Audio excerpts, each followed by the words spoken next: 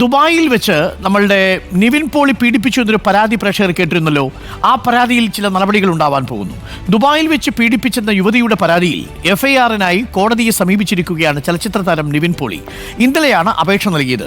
FIR ഇന്ന് ലഭിക്കുമെന്നാണ് പ്രതീക്ഷ. മുൻകൂർ ജാമ്യാപേക്ഷ നൽകുന്നതിലും യുവതിക്കെതിരെ DGPക്ക് പരാതി നൽകുന്നതിലും ഇതിനുശേഷമായിരിക്കും തീരുമാനമെടുക്കുക. സൈഫുനിസ് ആലിയാർ നമുക്കൊപ്പം ചേരുന്നു. സൈഫുനിസ് ആലിയാർ, നിവിൻ പോളി വലിയ ആത്മവിശ്വാസത്തിലാണെന്നാണ് ഞാൻ മനസ്സിലാക്കുന്നത്. ഇതിൽ എഫ്ഐആർ ഇട്ട് എത്രയും എഫ്ഐആറിന്റെ കോപ്പി കിട്ടിക്കഴിഞ്ഞാൽ കേസ് ക്വാഷ് ചെയ്യാൻ വേണ്ടി തന്നെയായിരിക്കും അല്ലേ തീരുമാനം?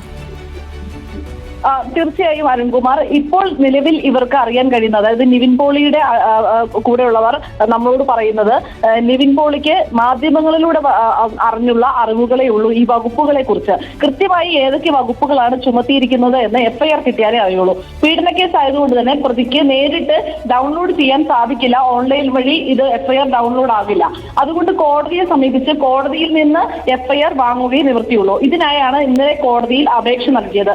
ഇന്ന് ഉച്ചയോടുകൂടി കോടതി ഈ അപേക്ഷ പരിഗണിക്കുകയും എഫ്ഐആർ നൽകുകയും ചെയ്യുമെന്നാണ് നിവിൻ പോളിക്ക് ഒരു പ്രതീക്ഷ. അതിനുശേഷമാണ് ഈ DGPക്ക് പരാതി നൽകുന്നത്. അതായത് തനിക്കെതിരെയുള്ളത് ഒരു ഗൂഢാലോചന കേസാണ്, ആ പരാതി പരിഗണിക്കരുത്, മുന്നോട്ട് പോകരുത് എന്നുള്ള കാര്യത്തിലും, ഒപ്പം തന്നെ ഈ പരാതിക്ക് പ്രേരണയായ പരാതിക്കാരിയുടെ താല്പര്യങ്ങൾ എന്താണോ, അതല്ലെങ്കിൽ ഇതിന് പ്രേരണയായത് എന്താണോ, അക്കാര്യം പരിശോധിക്കണം, അന്വേഷിക്കണമെന്ന് ആവശ്യപ്പെട്ടും നിവിൻ പോളി DGPക്ക് പരാതി നൽകുക.